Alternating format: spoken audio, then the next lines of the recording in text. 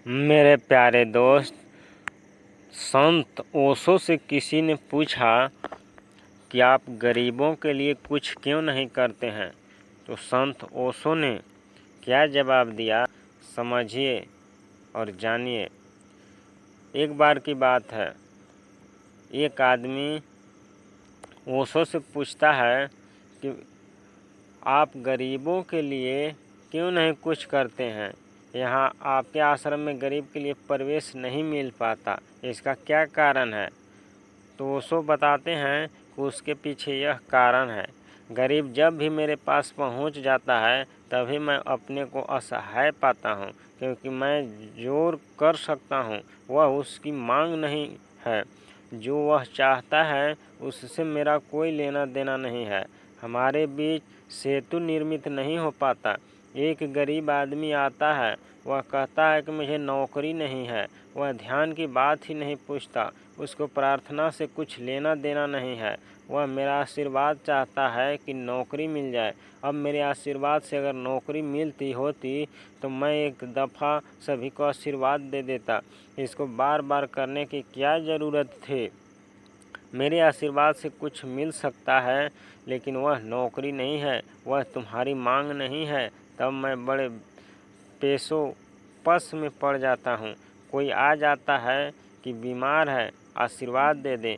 बीमार को अस्पताल जाना चाहिए, उसको मेरे पास आने का कोई कारण नहीं है, उसको इलाज की ज़रूरत है। जब भी गरीब आदमी आता है तो मैं पाता हूँ कि उसकी कोई चिंतना धार्मिक है ही नहीं। वह मेरे पास आना भी चाहता है तो इसलिए आना चाहता है।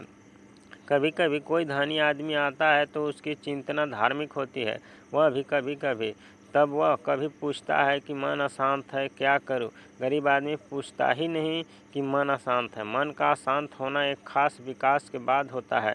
अभी पेट अशांत है, अभी मन को अशांत होने का उपाय भी नहीं है। पेट भर जाए तो मन अशांत होगा, मन भर जाए तो आत्मा बेचैन होगी। असल में जब आत्मा बेचैन हो तभी मेरे पास आने का कोई अर्थ है। आत्मा बेचैन हो तो मेरे आशीर्वाद से कुछ हो सकता है, मेरे निकट होने से कुछ हो सकता है। जो मैं तुम्हें दे सकता हूँ वह धन और है। जो धन तुम मांगते हो वह मेरे पास नहीं। तो गरीब आदमी जैसे ही पास आता है मुझे बड़े पेशोपस में डाल देता है कि करो क्या। उसकी पीड़ा मैं समझता हूँ, उसकी कठिनाई मुझे साफ है। उसने भी ज़्यादा साफ है कि जितनी साफ है उसे, क्योंकि मैं जानता हूँ कि कितनी दयनीय दशा है कि एक आदमी कह रहा है कि मुझे नौकरी नहीं है। यह कितनी कष्टपूर्ण दशा है कि एक आदमी बीमार है और इलाज का इंतजाम नहीं जुटा पा रहा है। तभी तो वह मेरे पास आया है, नहीं तो वह अस्पताल जाता। उसकी आकांक्षा बड़े क्षुद्र की है। वह सुई मांगने आया है, मैं इधर तलवार देने को तैयार हूँ, लेकिन उसका क्या प्रयोजन है। वह कहता है कपड़े फटे हैं, सुई मिल जाए तो मैं सिलूँ। मैं उसे तलवार भी दे दूँ तो वह क्या करेगा, कपड़े और फाड़ लेगा। तलवार से तो कोई कपड़े सिए नहीं जाते। गरीब आदमी के मन में धर्म का विचार ही नहीं उठ पाता।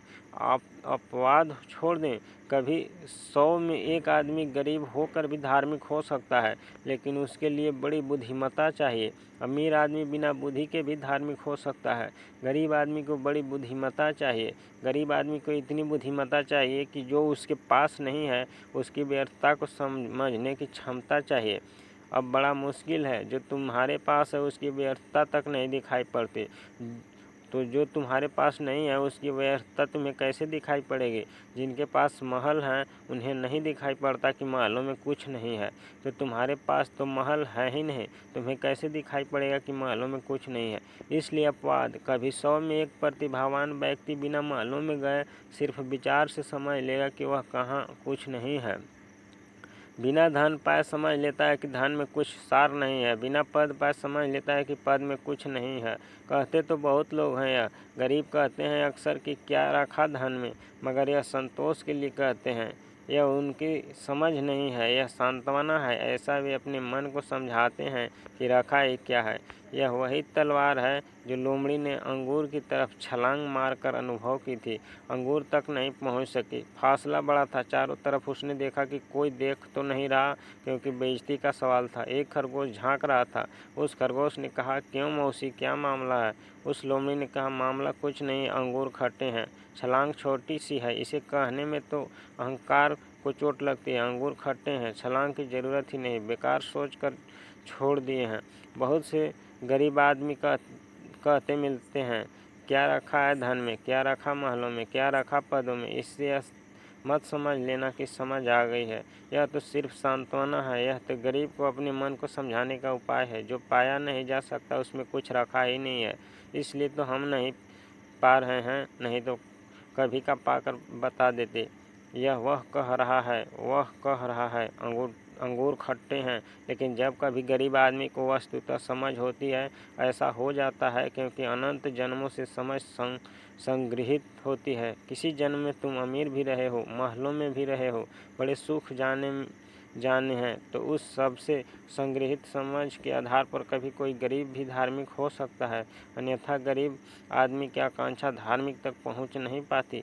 उसकी छलांग छोटी है, उसकी मांग छोटी चीज़ों की है। अब मेरी तकलीफ़ तुम समझ सकते हो। तकलीफ़ यह है कि मैं उसे कुछ देना चाहूँ, ज़रूर देना चाहूँ, लेकिन जो मैं देना चाहता हूँ वह उसके काम का नहीं है। जो वह मांगने आया है वह न तो मेरे पास है, न देने योग्य है, न मांगने लायक है। लेकिन उसकी समझ तो उसे तभी आएगी जब वह अपने जीवन को अनुभव से समझेगा। बात का ध्यान रखें और अपने जीवन में हमेशा अपने जीवन को सुखमय और सफल बनाएं।